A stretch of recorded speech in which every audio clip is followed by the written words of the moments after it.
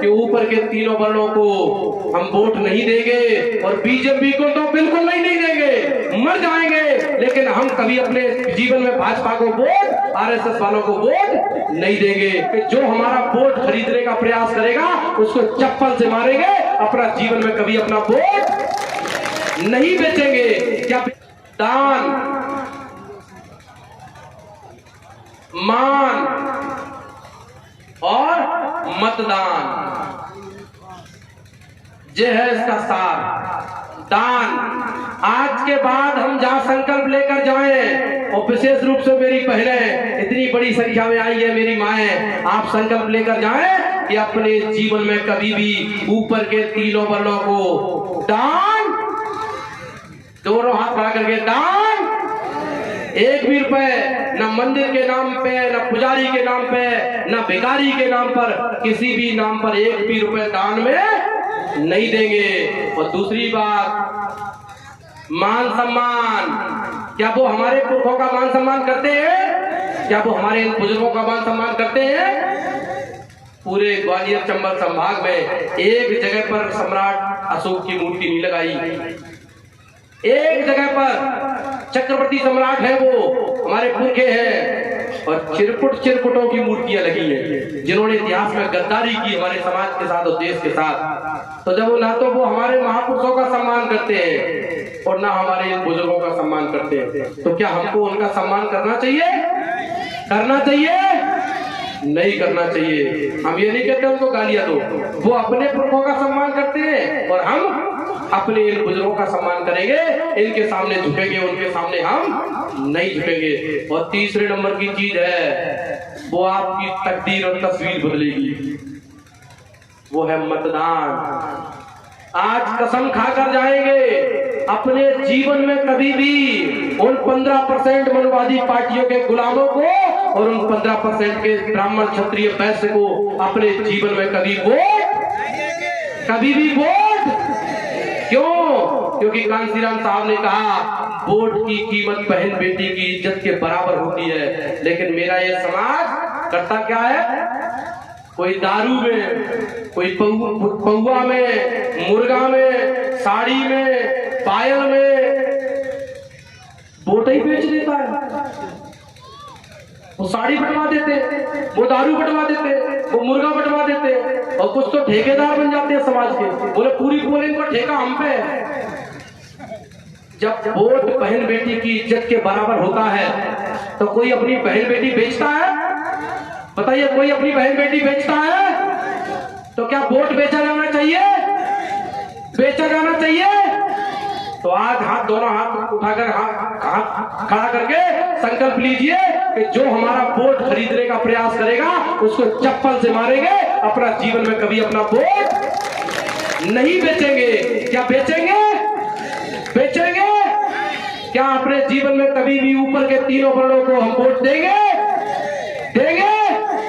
अगर आपने ये कसम खा ली तो कितना बड़ा परिवर्तन होगा आप सोच नहीं सकते। मैं छोटा सा एक आपको नमूना बताता हूँ। अभी हमने ग्वालियर चंबल संभाग में काम करना शुरू किया, सबसे ज्यादा कार्यक्रम हमारे ग्वालियर में हुए। ग्वालियर में अभी छोटा सा चुनाव आया था जिसको पंचायत का चुनाव कहते हैं। उस पंचायत के चुनाव में लोगों ने 3 बातें मानी, ये कसम खाई कि ऊपर के तीनों वर्णों को दान, मान, मतदान नहीं देंगे। आप आश्चर्य करेंगे जानकर 13 जिला पंचायत जीते हैं ग्वालियर में। दोस्तों से पता करिए चाहे दुश्मनों से पता करिए, 13 में से जब मेरे समाज के लोगों ने कसम खाई कि ऊपर के तीनों वर्णों को, ब्राह्मण क्षत्रिय वैश्य को मतदान नहीं करेंगे, तो 13 में से 12 सीटें हमारे SC ST OBC समाज के लोग जीते हैं।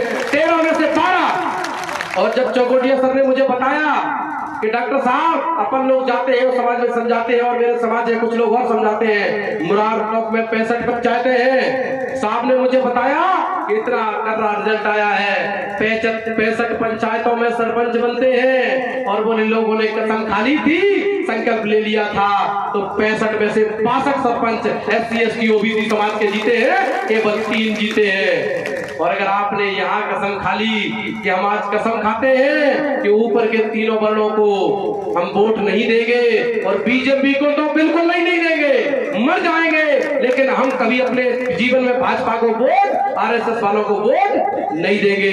तो यहाँ से फिर क्या होगा, बहुत बड़ा करिश्मा होगा।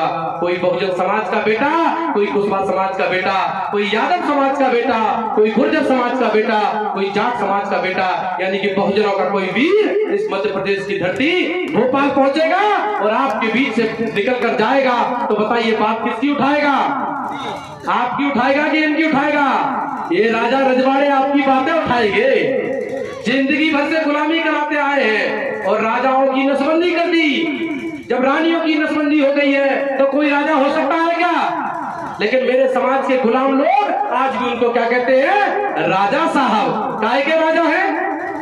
देश में विधायक होता है, सांसद होता है, मंत्री होता है, कोई राजा नहीं होता है। राजतंत्र खत्म हो चुका है। अगर देश का राजा होगा तो बहुजन समाज का होगा, अब उनका राजा नहीं होगा। ये कसम खानी पड़ेगी, संकल्प लेना पड़ेगा आपको, नहीं तो वो। अब बताइए, कोई भी पार्टी का कोई भी व्यक्ति हो, अगर हिंदू राष्ट्र बना तो उन्हें क्या दिक्कत है? दुर्गति तो शूद्रों की होगी ना, इस देश के SC ST OBC समाज की होगी कि नहीं होगी? तो आज हम लोग संकल्प लेकर जाएंगे कि आज के बाद अपने जीवन में कभी भी उनको वोट दोनों, ये बड़ी करारी चोट है, इसमें 1 रुपए खर्च नहीं होता। यहाँ बटन दबाओ और दिल्ली की गद्दी जो डरी पीछे, इतना इसमें कोई दिशा का खेल नहीं है। लेकिन फिर भी वो वोट पर डाका डाल रहे हैं ईवीएम के माध्यम से, उसका भी तरीका निकालेंगे। बहुत जल्दी उसमें भी प्रयास करेंगे। इस देश में चुनाव अब ईवीएम से नहीं, बैलेट पेपर से होना चाहिए, क्योंकि बैलेट पेपर होगा तो हमारा समाज हुक्मरान बनेगा। उसकी भी योजना बनाएंगे, बहुत जल्दी उस पर भी बात रखेंगे। तो बताइए, हम लोग तैयार हैं तीनों काम करने के लिए? तैयार है? तो आप लिख लीजिए कि इंदरगढ़ की धरती, ये सियोड़ा की धरती इतिहास बदलेगी। बहुजनों का बेटा यहाँ से जरूर पहुंचेगा और 30 में ही पहुंचेगा। जब ग्वालियर के लोग 13 में से 12 ला सकते हैं तो ये भी ला सकते हैं कि नहीं? ये तो पवित्र धरती है और ये तो पास में गांव है खुदारी।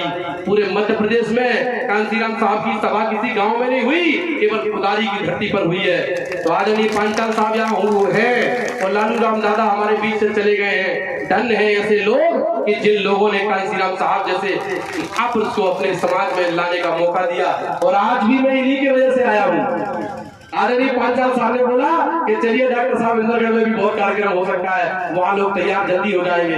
तो मैं सर के माध्यम से, सरपंच साहब के माध्यम से, इंद्रेश मनोजिया जी के माध्यम से, और एक हमारे डॉक्टर वीर सिंह खरे जी है जो आपके यहाँ से ट्रांसफर में चले गए, उनके माध्यम से आपकी इंदरगढ़ की धरती पे आया हूँ। और मुझे पूरा भरोसा है कि अगर आप लोगों ने 3 बातें मान ली तो परिवर्तन होगा। अंतिम बात बताकर बात खत्म करूंगा। इस काम को करने के लिए साहब ने एक फॉर्मूला दिया, ट्रिपल T।